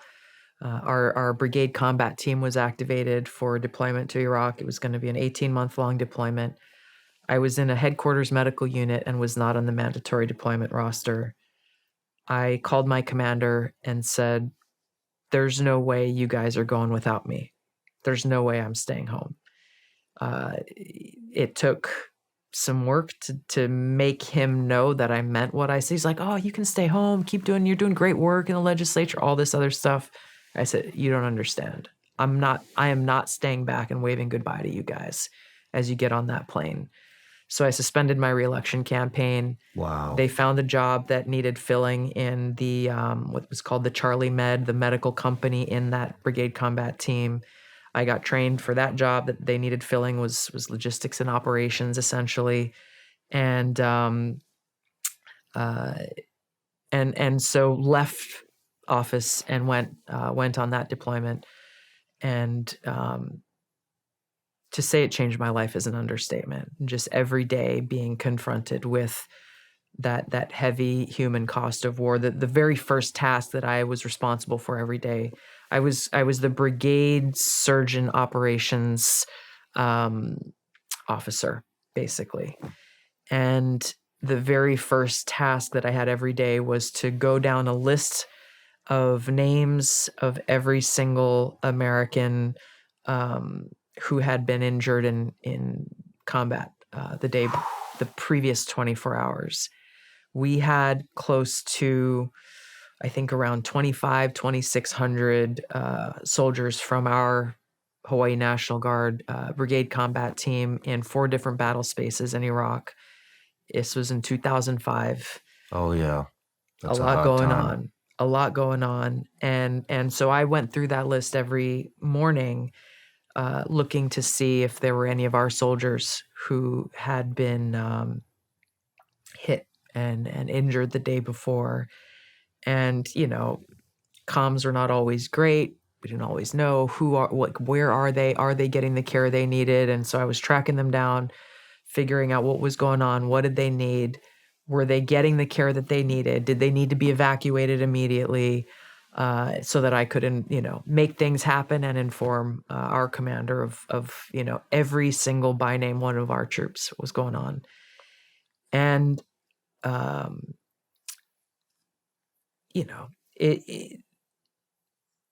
it's hard to express in words both for the friends of mine who I saw on that list, but for every single person, every single name, every single American on that list. And in the most real and human way, understanding the cost of war. And so coming back from that deployment, people were like, oh, you should just go back to your job in the state legislature, you pick up the life, you got a bright political future ahead of you. I couldn't do that. I couldn't do it. And so I didn't know what was next. I started looking at, different positions, different jobs, like, let me figure out where and how I can somehow be in a position of influence, where I can take this experience I had and if I can't be a policymaker right now, then help inform someone who is. Long story short, I ended up working as a legislative aide for U.S. Senator Akaka from Hawaii, who was the chairman of the Veterans Affairs Committee at the time. And I was able to provide him with, you'd get the high up people from the VA coming and giving him these fancy presentations about, here's all the great things we're doing. And then I would tell him, well, here's what I just went through a few months ago in coming back. And we're informing soldiers about all of this and this and that. I was like, yeah, that was like 5 slides on a PowerPoint with them saying, you're not allowed to go eat lunch until you watch these slides. Okay, click, click, click, click, click. And, is that a value? No, it's not. And so being able to bring that real-time experience to him to help better inform what he was doing was my way of, at that time, taking that experience and putting into action. All of that is to say, where do I go next? What exactly does that look like? I really don't know. But I am continuing in my pursuit to be in a position where I can make that most positive impact and service to our country.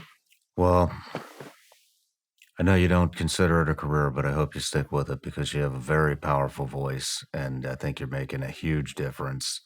And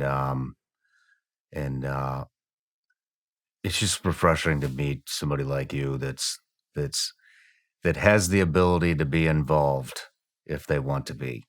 And I mean that from the heart. And it means a lot to me.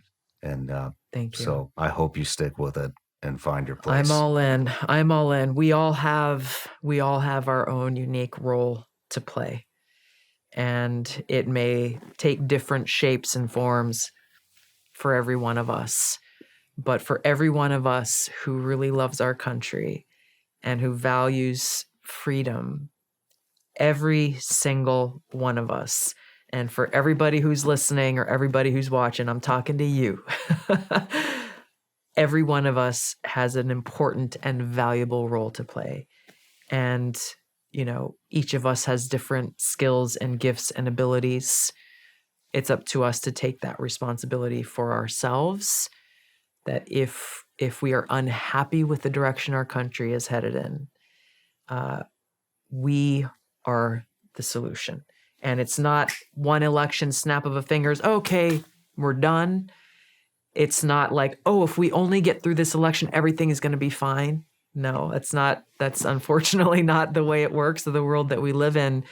It requires that constant engagement, that constant accountability, that constant ownership, that individual ownership of the responsibility that goes along with the individual liberty that is enshrined in our Constitution. We don't, if we just sit back and think like, okay, it's America, we will lose those freedoms and our individual liberty, and we already are. So the call to action is not just, well, yeah, maybe someday I'll pay attention. The time is now, because the forces of darkness, the forces of evil, the forces who are trying to take away our fundamental God-given rights and freedoms, they are moving forward at full force. And my sincere concern is that if too many of us are complacent in this election and don't realize what's at stake, and Kamala Harris is allowed to become president. Kamala Harris, she will continue to do the bidding of the unelected people who have been making decisions in our country, certainly over these last 3.5 years, that are all centered around how do they remain in power. Then we will get to a point where we won't recognize the country that we live in, and that our freedoms will be so eroded that it will be very difficult, if not impossible, to get them back. Very well put. There's a lot on the line right now. Yes. And, well, Tulsi, I know you've got a jet, but I just want to say, on top of what I've already said, I just want to say, as a fellow veteran, thank you. Thank you for your service, and thank you for your continued service to the country. And I'm just so glad we met. Me too. I'm really grateful. I'm grateful to now actually know you. It's like these things where you listen to somebody on a podcast, you watch them on YouTube, you get a pretty good sense of who they are, which is why these podcasts are great. It's not just a soundbite. But I am so grateful that you invited me to come here and to actually know you. Thank you. That means a lot. And best of luck with your book. Be in the description, and we'll blast it all over every social media Thank you. platform we can. But I hope to see you again. Likewise. Thank you, Shawn.